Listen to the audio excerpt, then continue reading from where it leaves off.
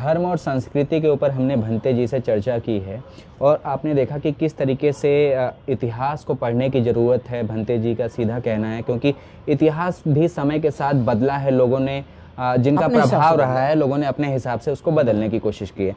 अब हम धर्म से होते हुए अब हम राजनीति की तरफ बढ़ेंगे। भंते जी, जब बाबा साहब ने 1956 में बौद्ध धर्म जोड़ा, उससे पहले वो संविधान बना चुके थे, तमाम अधिकार दिए गए और कांग्रेस की सत्ता देश में चली। बाबू जगजीवन राम से होते हुए वो प्रेसिडेंट भी रहे, डिप्टी प्राइम मिनिस्टर भी रहे और 90 के दशक में जो है वो जो पिछड़े समाज की जातियां हैं, जो दलित समाज की जातियां, उन्होंने अपनी राजनीतिक पार्टियां भी बनाई और जो आज तक चल रही हैं। तो उस बदलाव को आप कैसे देख रहे हैं? कांग्रेस से होते हुए तमाम पार्टियों का उदय होना और फिर आज देश में जो है राजनीति बड़ी दिलचस्प हो गई है, जाति और धर्म का स्वरूप लेती गई है। और देखो, भारत के अंदर जो धर्म है वो पुरोहितवाद से नहीं जुड़ा हुआ था जी। जो रिलीजन है वो पुरोहितवाद से जुड़ा हुआ था जी। लेकिन जो धर्म है वो पुरोहितवाद से नहीं जुड़ा था। भारत में धर्म पुरोहितवाद से अंग्रेजों के आने के बाद जुड़ा है जी। और मुझको ऐसा लगता है कि मनुस्मृति जो है अंग्रेजों के आने के बाद ही लिखी गई है, उससे पहले नहीं लिखी गई जी। जब मैं बहुत सारे लोगों की बायोग्राफी पढ़ता हूँ, जब मैं रिसर्च करता हूँ, तो ये मुझे लगता है कि उससे पहले नहीं लिखी गई है। अगर लिखी गई है तो मुझे कोई भी व्यक्ति मनुस्मृति की पांडुलिपि दिखाए जी कि भाई मनुस्मृति की पांडुलिपि कितनी पुरानी है, दिखाओ मुझे जी। मिलेगी नहीं, आपको खोज के नहीं ला सकते, ला के दिखाओ कोई जी। ठीक है ना। तो अब क्या है कि भारत के अंदर जो लोगों की लालसा है, जो लोभ है पद को पाने के लिए या अपने जाति और अपने समाज को स्थापित करने के लिए, उसमें लोग धर्म का इस्तेमाल कर रहे हैं जी। अब वो कैसे इस्तेमाल कर रहे हैं कि वो अपने ढंग से वो लोग कहानियाँ लिख रहे हैं जी। उन कहानियों को लिख करके वो लोग ला रहे हैं करके। अब हम आगे आते हैं कि जिस समय देश की आज़ादी की लड़ाई आज़ादी का आंदोलन होता है या जो कांग्रेस की स्थापना होती है, उस समय कौन कौन सी पार्टियां थी? कांग्रेस की स्थापना कोई राजनीतिक चुनाव के लिए तो उस समय नहीं हुई थी जी। सही है। तो कांग्रेस की स्थापना हुई थी कि एक आंदोलन शुरू किया जाए, राजनीतिक आंदोलन, जिससे देश को आज़ादी मिले। ह्यूम की अध्यक्षता। हाँ, जो ह्यूम्स के जो वो सिविल सर्वेंट्स थे, मेरे ख्याल से कहीं उटावा के होते थे, बाद में रिटायर्ड हो गए, उनको लगा कि ऐसा होना चाहिए करके, तो ये चीज़ हुई। अब क्या है कि उस समय के जो बहुत सारे लोगों को, चाहे डॉक्टर श्यामा प्रसाद मुखर्जी, बहुत से लोगों को उठाओ, वो सब कांग्रेस से ही तो निकल के आए हैं जी। ऐसा नहीं कि मैं कांग्रेस का समर्थक हूँ, ऐसा भी नहीं है कि मैं बीजेपी का विरोधी हूँ या मैं किसी और पार्टी का विरोधी हूँ। मैं एक समय के हिसाब से निष्पक्ष बात को कह रहा हूँ। उस समय के जो लोग थे, उस समय के जो भारतीय नेता थे, उनके अंदर एक चीज़ निहित थी, उस चीज़ को आप लोग नहीं समझ पा रहे हैं, वो है समाजवाद। कि जो देश के संसाधन हैं उस पे समाज के सभी हिस्सों का वर्चस्व हो। आज उन लोगों की कही बातों को अपने कॉन्टेक्स्ट में कह करके लोग पूंजीवाद को ला रहे हैं जी जी। सावरकर साहब पूंजीवाद के समर्थक नहीं थे। क्या सावरकर साहब ने कहीं रिजर्वेशन या जो उसका विरोध किया है? अब मुझे ये बात समझ में आती, जैसे लोग सावरकर की बात करते हैं, सावरकर साहब तो अनीश्वरवादी थे, वो ईश्वर में विश्वास ही नहीं करते थे। मैं नहीं कह रहा हूँ, खुद कह रहे हैं। अब बौद्ध लोग अनीश्वरवादी हैं। जब सावरकर साहब जो हैं वो एक अनीश्वरवादी व्यक्ति थे, तो वो कैसे ईश्वर के वर्चस्व को मान सकते हैं? लेकिन उसकी डेफिनेशन दे करके लोग जो पुरोहितवाद चाहते हैं, जो मंदिर चाहते हैं, जो धर्म पुरोहितवादी धर्म में लोगों को ठोकना चाहते हैं, वो लोग सावरकर को ही एक हिंदुत्व आइडियलिज्म है, हाँ, शीर्ष पे रखा। लेकिन सावरकर हिंदुइज्म नहीं कह रहे हैं, आप समझो, सावरकर हिंदुत्व कह रहे हैं जी। क्या वो हिंदुत्व संस्कृति है या वो उस हिंदुत्व की बात कर रहे हैं जिसके अंदर ईश्वर नहीं है?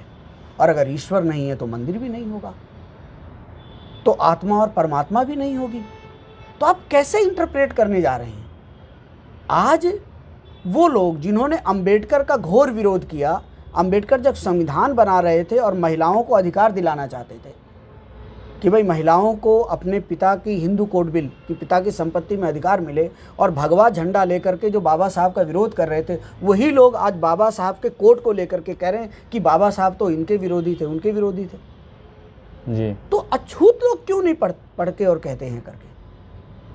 अछूतों को भी जरूरत है उन आइडियोलॉजी को पढ़ने के, चाहे सावरकर हों। बिल्कुल पढ़ना चाहिए जी। भाई अछूत लोगों को आज मनुस्मृति में घुसने की बजाय, इन पुराणों में कहानियों में घुसने की बजाय, उनको इस देश के जो नायक रहे हैं उनके बारे में पढ़ करके अपना एक इंडिपेंडेंट व्यू बनाए। जी। सावरकर क्या नायक थे? क्योंकि अंग्रेजों से ये संदर्भ आता है कि माफी मांगते हैं। किसी की व्यक्तिगत चीज है, हर व्यक्ति देखिए सर, ऐसा है, मैं सावरकर से, महात्मा गांधी से, बाबा साहब से लगभग 100 वर्ष बाद या 120, 25, 30 वर्ष बाद पैदा हो रहा हूँ जी। वो परिस्थिति थी उनकी जी। अगर कोई व्यक्ति जेल में पड़ा हुआ सड़ रहा है जी, और वह माफी मांग करके बाहर आकर के अच्छा काम कर सकता है जी, तो इसमें बुराई क्या है? मैं कौन होता हूँ विश्लेषण करने वाला? जी। Who am I to analyze it? मुझे तो उनकी अच्छाइयों को देखना है कि उन्होंने अच्छा क्या किया। जी। हमें तो बाबा साहब की अच्छाइयों को देखना है ना। हम क्या कर रहे हैं कि हमने अपना एक आईना बना लिया है कि मैं इस ग्रुप से हूं, और वो जो दूसरे ग्रुप का व्यक्ति है, चाहे उसने कितना भी अच्छा किया हो, मुझे उसे गाली बकनी गलत ही कहना है। आप लोहिया की बात क्यों नहीं करते हो? जी। लोहिया की बात कहाँ हो रही है? जो ये अछूत लोग हैं, बुद्धिज्म की बात कर रहे हैं, ये लोग जो बौद्ध बन रहे हैं बाबा साहब के कहने से, नव बौद्ध शब्द गलत है, बौद्ध हैं, जो लोग बौद्ध बन रहे हैं, वो श्यामा प्रसाद मुखर्जी की बात क्यों नहीं करते हैं?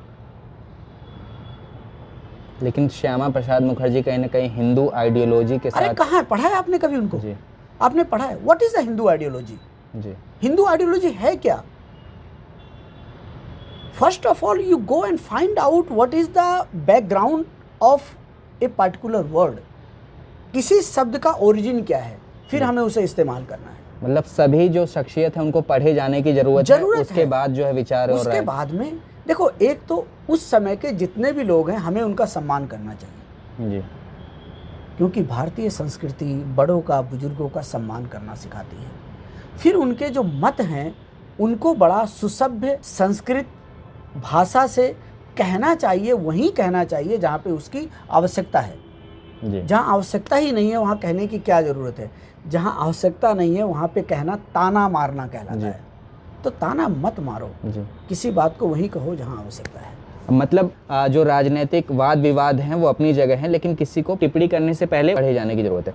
भंते जी, अब हम आते हैं 90 के दशक में, जो जैसा कि मैंने जिक्र किया, क्योंकि हम देश में आज देख रहे हैं कि जो दलितों की, पिछड़ों की जो पार्टियां हैं वो सत्ता में जो है आना बड़ा मुश्किल हो गया है। कहीं ना कहीं सीमित हो गए हैं हम लोग, जो जातिगत राजनीति में सीमित हो गए हैं। उसको आप किस तरीके से देखते हैं? कांग्रेस के समय से लेकर और अभी, और फिर अब भाजपा का शासन है, तो कैसे देखते हैं आप इसको? देखो, धर्मगत राजनीति की वजह से इस देश का विभाजन हुआ जी, और उस विभाजन का खामियाजा आज के लोगों को भुगतना पड़ रहा है कि आज मैं अमेरिका तो जा सकता हूँ, चाइना तो जा सकता हूँ जी, आज मैं दूसरे किसी देश तो जा सकता हूँ, लेकिन मैं वह जो भारत का एक हिस्सा पाकिस्तान था वहाँ जा कर के स्वच्छंद रूप से चीज़ों को नहीं देख सकता जी। तो ये जो जातिगत राजनीति है, ये जो जाति इस राजनीति को शुरू, जाति या धर्मगत राजनीति उसी जाति और उसी धर्म के लिए अभिशाप है, ये नहीं होनी चाहिए। अछूतों के अंदर अपनी काबिलियत पैदा करके जी नेतृत्व करना चाहिए जी, मैं ये कहता हूँ। क्योंकि कहीं ना कहीं ये लगता है कि अधिकार नहीं मिलेंगे, इसीलिए लोगों ने अपनी पार्टियां खड़ी की। हमने देखा कांशीराम जी के मूवमेंट से लेते हुए सारी चीज़, क्योंकि भरोसा नहीं है, एक ट्रस्ट नहीं है कि वो हमें हमारे अधिकार देंगे। देखो, बाबा साहेब जो है ना, वो हमारे लिए एक माइलस्टोन है जी। जो संविधान जिस समय बना ना, वो भारत का भाग्य लिखने का समय था। और जो हम कहते हैं ना भारत भाग्य विधाता, तो बाबा साहब तो भारत के भाग्य विधाता हैं। जी। जो एक कमेटी थी उसकी ड्राफ्टिंग कमेटी के चेयरमैन थे। जी। तो जब भारत के भाग्य लिखने वाले को लगा कि भाई अब मुझे राजनीतिक पार्टी नहीं बल्कि मुझे सांस्कृतिक आंदोलन करना पड़ेगा, जी। तो उन्होंने बुद्ध के राह पर चलने की ठान ली और अपने लोगों को बुद्ध के रास्ते पर लेकर के आए। जी।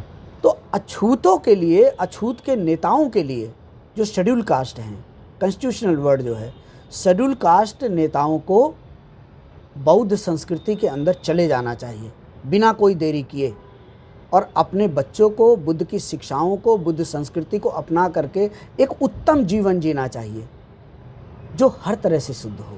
लेकिन भंते जी, बिना राजनीतिक भागीदारी के सुविधाएं भी नहीं मिल पाती हैं, और अभी जो मौजूदा भाजपा की सरकार है, जिस तरीके से आरोप लगते हैं कि तमाम जो देश का डेमोक्रेटिक ढांचा है, जो संवैधानिक ढांचा है, उसको ख़त्म करने की ओर अग्रसर है, जो इस देश में दलित पिछड़े हैं उनके अधिकारों को छीनने के लिए अग्रसर है। हमने देखा प्राइवेटाइजेशन हो रहा है और तमाम ऐसे चीज़ें देखने में आती हैं, तो इससे कहीं ना कहीं एक डर है लोगों के मन में, इसीलिए लोग अपने अधिकारों के लिए पार्टियां बना बना के लड़ रहे हैं। देखो, पिछड़ों की अलग पार्टी और दलितों की अलग पार्टी, और उस चक्कर में जो है खामियाजा कहीं ना कहीं एक इकट्ठे नहीं हैं लोग। पिछड़ों और दलितों के राजनीतिक लड़ाई में एक अंतर है जी। पिछड़ों के लिए कोई रिप्रेजेंटेशन नहीं है राजनीतिक, या रिजर्वेशन नहीं है। जी। जो अम्बेडकराइट जो शेड्यूल कास्ट लोग हैं उनका एक, और शेड्यूल ट्राइब लोगों का राजनीतिक रिप्रेजेंटेशन है। वो पार्टी बनाएं या नहीं बनाएं, जी। वो लोग खाली उसी सीट पर आते हैं जो रिजर्व होती है। जी। तो आप अपने उन लोगों को बम्बार्ड करो ना जो आपके रिप्रेजेंटेटिव्स आ रहे हैं।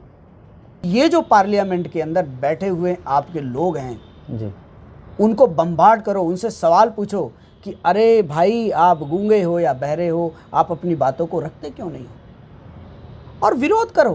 अगर बीजेपी किसी अनपढ़ आदमी को ला करके, अनपढ़ शेड्यूल कास्ट को, गलत शेड्यूल कास्ट को ला के एमपी बनाती है तो बीजेपी से कहो कि आप गलत कर रहे हो।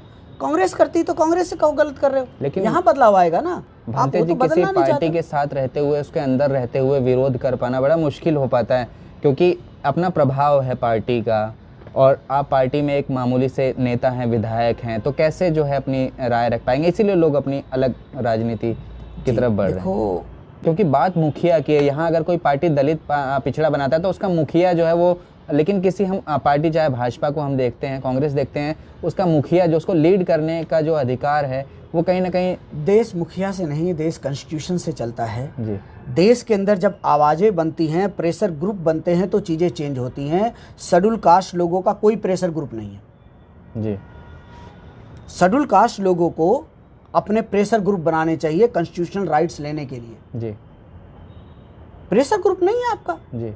एक आदमी जो उठ करके आता है, मैं बताता हूँ, राजनीतिक इच्छा रखने वाले शेड्यूल कास्ट लोग राजनीतिक पद पाने के लिए लाखों रुपए खर्च कर देंगे, लेकिन अपने ही भाई जो एक गरीब है, नीचे रह गया है, जो एक बच्चा है, उसको एक किताब नहीं खरीद के देंगे।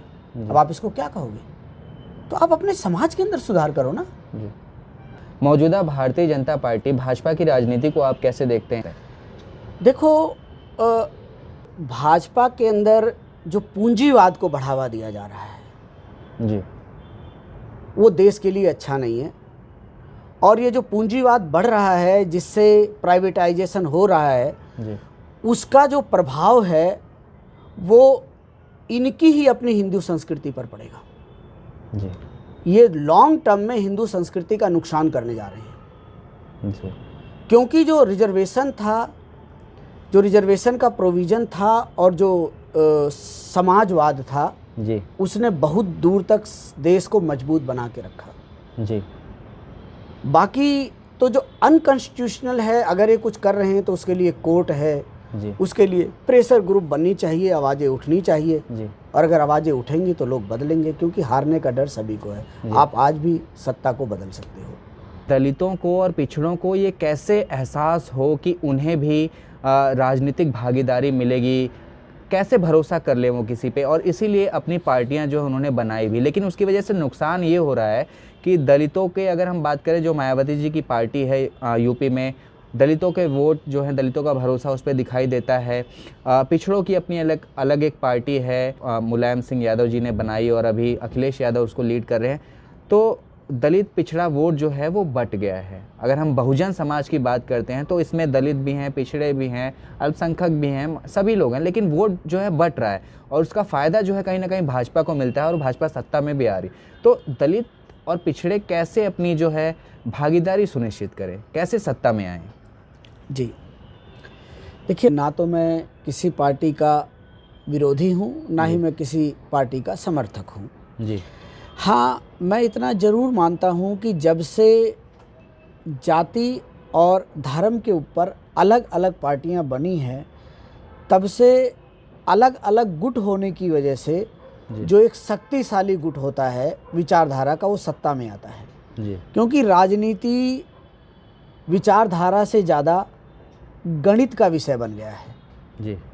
कि कौन कितनी अच्छी तरह से वोटों के गुणा भाग और जमा को समझ सकता है, वही सत्ता को हासिल करेगा।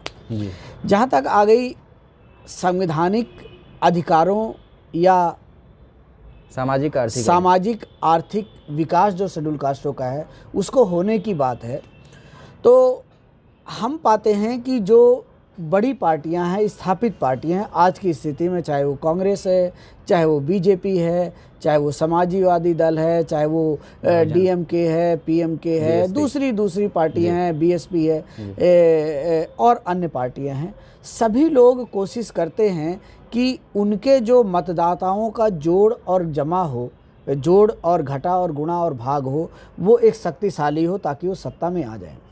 लेकिन वो उन्नति की जगह वैचारिक मतभेद में पड़ करके अपना नुकसान कर बैठते हैं जी। ऐसा हो रहा है कि जब एक शेड्यूल कास्ट वोट इकट्ठा हो गया, उससे शेड्यूल कास्टों का नुकसान हुआ है, फ़ायदा नहीं हुआ। अब बात आती है कि नेतृत्व की बात। हम पाते हैं कि अतीत में बीजेपी के एक राष्ट्रीय अध्यक्ष शेड्यूल कास्ट होते थे, वो शायद आंध्रा से थे, उनका नाम मुझे नहीं याद आ रहा, और आज कांग्रेस के अध्यक्ष एक शेड्यूल कास्ट हैं। हम पाते हैं कि एक समय कांग्रेस ने भी इस देश को एक शेड्यूल कास्ट राष्ट्रपति दिया था और हमने देखा कि बीजेपी ने भी एक शेड्यूल कास्ट राष्ट्रपति और शेड्यूल कास्ट प्रेसिडेंट दिया है। लेकिन अब आती है कि जो उनके द्वारा लाए गए लोग हैं वो अपने लोगों का, शेड्यूल कास्टों की भलाई की बात कहते हैं या नहीं कहते। जैसे वर्तमान राष्ट्रपति महोदया की बात है, उन्होंने कहा कि भाई जो पुलिस है वो कई बार ज्यादती करती है, ज़्यादा केसेस लांद देती है, लोगों के पास पैसा नहीं होता कि वो जमानत करवा पाए, और जजों की जो मतलब एक बात कही। तो सबसे पहली बात कि पार्टी किसी की हो, अगर अछूतों की भी पार्टी है, उसके अंदर भी अछूत लोग मुंह बंद करके बैठे रहते हैं, शेड्यूल कास्ट लोग नहीं बोलते हैं। तो आप अपना जो जिसको चुन करके भेज रहे हो वो बोलता है या नहीं बोलता, आप उसको हरा तो सकते हो। और नेतृत्व जो है वो सभी पार्टियां देने की कोशिश कर रही हैं, क्योंकि भंते जी कड़वाहट इतनी बड़ी हो गई है समय के अंतराल से कि भरोसा, क्योंकि नेतृत्व की बात जब आती है तो चाहे बीजेपी हो चाहे कांग्रेस हो, जो उसका शीर्ष नेतृत्व है वो कमान जो है सवर्ण लोगों के पास ही रहता है। तो दलित और पिछड़ों को कहीं ना कहीं जो है ये अपने आप में हीन भावना इस तरीके से लिया जा सकता है, इसीलिए अपनी पार्टी। देखो एक्चुअली जो लोग राजनीति में आ रहे हैं ना, इसको मैं फिर वहीं पर आऊँगा कि ये व्यक्ति टू व्यक्ति डिपेंड करता है, पार्टी की पॉलिसी डिपेंड करती है कि कौन पार्टी। लेकिन आपके व्यक्ति वहाँ पर रह करके भी अपनी बात को तो कह सकते हैं, फिर भी पार्टियाँ बदलाव लाने की कोशिश कर रहे हैं। लेकिन मेरा व्यक्तिगत ये है कि जातिगत पार्टी बनाने से दलितों का, शेड्यूल कास्टों का नुकसान होता है। इसकी बजाय वो बड़े पैमाने पे काम करें, लिमिटेड जाति तक काम नहीं करें, वो अपनी बात को, भारतीय कॉन्स्टिट्यूशन को लागू करने की बात करें, चाहे वो किसी भी पार्टी में हो। जी, हमने देखा भी इसका खामियाजा भुगतना पड़ता है कि पार्टियां जो सीमित हो गई हैं। दलित, मैंने आपसे जिक्र भी किया कि दलितों का भरोसा जो है वो किसी पार्टी पे हो जाता है, पिछड़ों का भरोसा किसी पार्टी पर हो जाता है, और उसकी वजह से उनके नुकसान भी है, खामियाजे भी हैं। लेकिन अगर हम बात करें, आज़ादी के बाद से कांग्रेस आई और कांग्रेस ने भी एक समय में, आपने भी जिक्र किया कि राष्ट्रपति बनाया, फिर बाबू जगजीवन राम को भी कांग्रेस के द्वारा प्रेसिडेंट बनाया गया, डिप्टी प्राइम मिनिस्टर बनाया गया बाबू जगजीवन राम को, और ये सारी चीज़ें की। तो अधिकारों की अगर हम बात करें, हमने कांग्रेस के दौर में देखा है कि तमाम कमीशन भी बने हों और सरकारी नौकरियों में भी भागीदारी मिली, और राजनीति इस तरीके से चलती, लेकिन बाद में जो है पार्टियां बनी, तो इसको आप किस तरीके से देखते हैं? देखिए, अगर आपने बाबू जगजीवन राम की बात करी है, इस दौर को मैं किस दृष्टि से देखता हूँ। देखो, आजकल के जो एससी और एसटी के लोग राजनीति में आ रहे हैं वो कैरियर के लिए आ रहे हैं जी। वो अपने समाज की या भारत की भलाई के लिए नहीं आ रहे हैं, और इसलिए उनके पास कुछ है नहीं। सिर्फ उनको ये है कि मुझे एमपी बनना है, मुझे एमएलए बनना है, मुझे मंत्री बनना है जी। वो अपनी पार्टी के ऊपर दबाव भी नहीं बना पाते। ऐसा नहीं कि खाली पार्टियां गलत हैं, गलती यहाँ दो जगह हो रही है कि जो रिजर्व सीट के ऊपर जो आने वाले लोग हैं वो ये नहीं समझ पाते कि वो अपने समाज का रिप्रेजेंटेशन कर रहे हैं। उन्हें उन बातों को कहना चाहिए बाकी समाज के साथ साथ, क्योंकि बाकी समाज भी उनको वोट देता है। एक दूसरी बात जो आती है वो ये आती है कि जो शेड्यूल कास्ट समाज है उसका कोई लॉबी नहीं है, प्रेशर ग्रुप नहीं है, कि शेड्यूल कास्ट समाज एक अपना प्रेशर ग्रुप बना करके जो राजनीतिक राष्ट्रीय पार्टियां हैं उनके ऊपर या क्षेत्रीय पार्टियां उनके ऊपर प्रेशर बनाए कि भाई हमारे अधिकार की बात होनी चाहिए। अगर प्राइवेटाइजेशन हो रहा है वो नहीं हो, अगर इन चीज़ों को हटाया जा रहा है तो नहीं हटाया जाए, तो एक प्रेशर ग्रुप बनना चाहिए। अब जो आप उससे अगली बात कर रहे हैं कि पार्टी के मुखिया होने की बात है, तो कांग्रेस के भी मुखिया आज की तारीख में खड़गे साहब हैं जो एक शेड्यूल कास्ट हैं।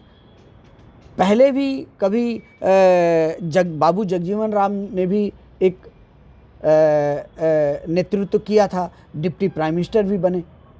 तो राजनीतिक पार्टी बदलने से विकास शेड्यूल कास्टों का भला नहीं होगा, बल्कि शेड्यूल कास्टों को इसी देश जैसे बाबा साहब ने किया एक प्रेशर ग्रुप बनाना चाहिए और सभी पार्टियों के अंदर इनको फैलना चाहिए। ऐसा नहीं कि शेड्यूल कास्ट लोग एक ही पार्टी में चले जाएं, वही तो गलती हो गई। अगर आप सभी पार्टियों में जाओगे, सभी पार्टी के वोट बैंक रहोगे, तो सभी पार्टियां आपके भलाई की, उन्नति की, प्रगति की, विकास की बात करेंगी। मेरा ऐसा मानना है। लेकिन फिर वही बात कि ये भरोसा कैसे हो, क्योंकि इस्तेमाल कहीं ना कहीं हो जाते हैं लोग, पार्टियों में जाकर बोल नहीं पाते हैं, एक प्रेशर रहता है। देखो, ये पर्सन टू पर्सन, व्यक्ति और व्यक्ति पे निर्भर करता है, व्यक्ति से व्यक्ति। हर व्यक्ति एक जैसा नहीं है। आप वैसे व्यक्ति पैदा करो ना। जब प्रेशर ग्रुप बनता है तो लोग बोलते हैं, देखिए प्रेशर ग्रुप बनाइए।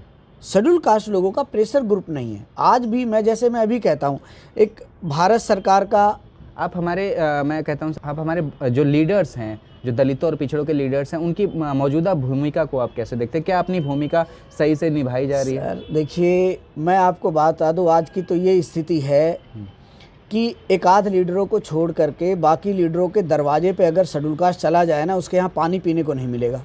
मैंने खुद भुगता है, मैं किसी का नाम नहीं लेना चाहता हूँ, अलग अलग पार्टियों के।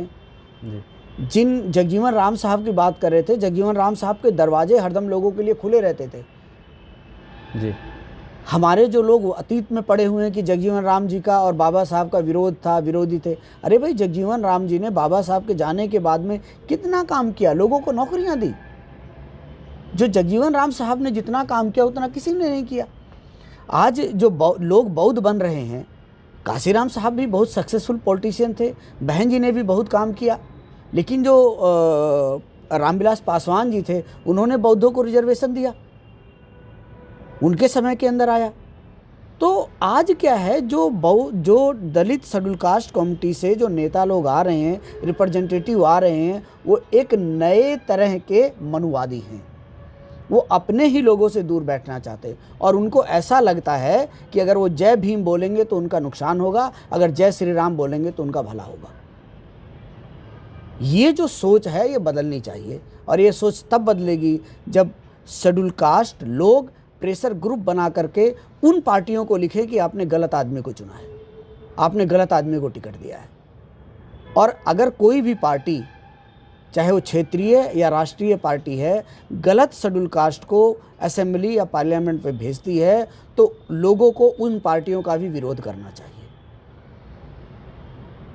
जी, आखिरी में इन्हें नटशेल कैसे प्रोजेक्ट करें और राजनीतिक भागीदारी को सुनिश्चित करने के लिए और मजबूती से दलितों और पिछड़ों का रिप्रेजेंटेशन हो, कैसे अपने आप को जो है ये बहुजन समाज, दलितों, पिछड़ों प्रोजेक्ट करें, राजनीति में कैसे प्रोजेक्ट करें? अपनी व्यक्तिगत पार्टियां भी हैं आज के दौर में, अगर हम देख रहे हैं क्षेत्रीय पार्टियां जो हैं राष्ट्रीय पार्टियां भी हैं, कैसे जो प्रोजेक्ट करें और कैसे सामंजस्य पैदा हो, और हम ये जो माहौल है, जो नफ़रत का माहौल है, जो गुस्से का माहौल है, हमने देखा कि अब मारने काटने की बातें तमाम होती है, इसको कैसे जो है एक सौहार्द की तरफ ले जाया जा सकता है, और जिसमें भागीदारी भी सुनिश्चित हो समाज के हर तबके की, चाहे वो दलित हो, पिछड़ा हो, गरीब हो, वंचित हो। देखो, जो संविधान की मूल भावना है, जो भी पार्टी संविधान की मूल भावना को लेकर के काम कर रही है, उस पार्टी के साथ सभी को खड़ा होना चाहिए जी। जो भी पार्टी संविधान की मूल भावना से छेड़छाड़ करके सिर्फ कुछ गिने चुने लोगों को धनवान बनाना चाहती है, गिने चुने लोगों के हाथ में राजनीतिक, आर्थिक, सामाजिक और धार्मिक अधिकार देना चाहती है, उनका विरोध होना चाहिए। मैं संक्षेप में यही कहूँगा। क्या नुकसान हो रहा है, जातिगत पार्टियां बनाने से नुकसान हो रहा है समाज का? जितनी जातिगत पार्टियां बनेंगी उतनी ही शेड्यूल कास्टों के विरोध करने वाले लोग सत्ता में रहेंगे और सक्षम बनेंगे। जातिगत पार्टियां बनने से शेड्यूल कास्टों का नुकसान हुआ है, हो रहा है। मतलब समाज टूट रहा है, समाज का परिवार टूट रहा है, चाचा भतीजे टूट गए जी। समाज छोड़ दो, आज देख लो चाचा भतीजे टूटे पड़े हैं। तो ये जातिगत पार्टियां तोड़ेंगे, क्योंकि ये लेकिन ऐसा नहीं हो सकता स्वामी जी, भंते जी, की दलित पिछड़े को रिप्रेजेंट करने वाली पार्टी को ही बनाए और उसमें जो है सवर्ण भी भागीदारी करे अपनी, और वो तो हो रहा है ना। बीएसपी के अंदर सवर्णों की भागीदारी थी जी। आप एसपी को ले लो, सवर्णों की भागीदारी है, साउथ की पार्टियां उठा लो, है। तो वो सफल क्यों नहीं हो पा रही हैं? राष्ट्रीय सफल का मैं फिर वही बताता हूं कि प्रेशर ग्रुप नहीं है जी। देखो, जब तक आप अपने अधिकारों के मांगोगे नहीं, आपका प्रेशर ग्रुप नहीं होगा, तब तक डेमोक्रेसी काम नहीं करेगी जी। शेड्यूल कास्टों को प्रेशर ग्रुप बनाना चाहिए, ये प्रेशर ग्रुप नहीं बनाते हैं जी। इनकी जो यूनियंस बनी हुई है, मैं तो यहाँ तक कहता हूँ, जो बहुत सारे डिपार्टमेंट्स में यूनियन है, वो यूनियन के जो पैसा इकट्ठा होता है कभी समाज के भले के लिए नहीं जाता। कहीं काम किया हो बता दो। प्रेशर ग्रुप नहीं है, मुंह बंद करते हुए चुप बैठे, अभी भी मूक हैं ये, बगी रहे हैं। क्या व्यक्तिगत फायदे के लिए? व्यक्तिगत फायदे के लिए जी। व्यक्तिगत फायदे के लिए, अपने पारिवारिक फायदे के लिए ज्यादा हो रहा है। क्या बाबा साहब के सिद्धांतों पे चल रही हैं पार्टी? नहीं, नहीं, नहीं। देखो, अगर बाबा साहब के सिद्धांतों पर ये दलित लोग चलने लग जाएं, तो बाबा साहब ने तो देखा, बाबा साहब को जब लगा कि भाई कॉन्स्टिट्यूशन क्या कहते हैं, हिंदू कोड बिल के अंदर वो नहीं, महिलाओं का भला नहीं कर पा रहे, उन्होंने रिजाइन कर दिया। तो अगर एक शेड्यूल कास्ट आदमी रिजाइन करता है तो दूसरा वहां खड़ा होता है उसकी जगह के लिए, एक गिद्ध हटे दूसरा गिद्ध आ जाए, ये तो ऐसा हो रहा है। लेकिन एक दौर था, बाबा साहब ने भी अपनी पार्टी बनाई थी, बाबा साहब ने भी राजनीति की थी। देखिए, जो आज़ादी से पहले का दौर था वो कुछ और दौर था, तब ये संविधान नहीं था जी। आज ये संविधान है जो बाबा साहब का ही बनाया हुआ है। शेड्यूल कास्ट लोग पार्टी बनाए, लेकिन जाति विशेष के लिए नहीं बनाई जी। और वो पार्टी अपने वर्चस्व के लिए नहीं बनाए, बल्कि सिद्धांतों के लिए बनाए, और उनसे समझौता करें जिनसे भारतीय संविधान सुरक्षित हो और सभी लोगों के अधिकार सुरक्षित हो। लेकिन ये नहीं होता है। व्यक्तिगत स्वार्थ से ऊपर उठ करके सामाजिक मजबूती और आर्थिक मजबूती के लिए काम होना चाहिए जी। जो संविधान है उसके अंदर जो दिए गए प्रावधान है उसकी मूलभूत के लिए काम होना चाहिए। ऐसा नहीं है कि मुझे इसने गाली बकी तो मैं इससे समझौता नहीं करूंगा, या इसने मेरे को मारा मैं समझौता, अरे होता है। आपको अपने समाज के भले के लिए उससे भी समझौता करना पड़ेगा जो आपको आकर के क्या कहते हैं, आपके ऊपर आकर के अटैक भी करके गया है, जिसने आपसे जान लेने की भी कोशिश करी है, क्योंकि आपके लिए आपका जीवन मुख्य नहीं है, बल्कि आपके समाज के अधिकार, भारत का संविधान मुख्य है जी। जो जिस मंशा के साथ सत्ता में आ रहा है उस मंशा को लागू करने की कोशिश करेगा जी। हाँ, मैं भी पूंजीवाद का विरोधी हूँ। जो लोगों को रोजगार नहीं मिल रहे हैं, जो बड़े बड़े जो हमारे इंटेलेक्ट हैं, हमारे जो बच्चे हैं, वो ठेकेदारी प्रथा पे काम कर रहे हैं, तो ये तो बंद होना चाहिए ना कि जो भाजपा है वो समाजवाद लाने की बजाय पूंजीवाद ला रही है। ये गलत है।